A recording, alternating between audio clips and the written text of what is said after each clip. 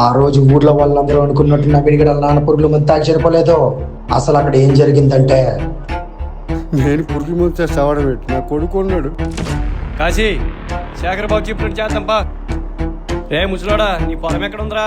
అల్లా చేయడానికి ఉంది బాబు.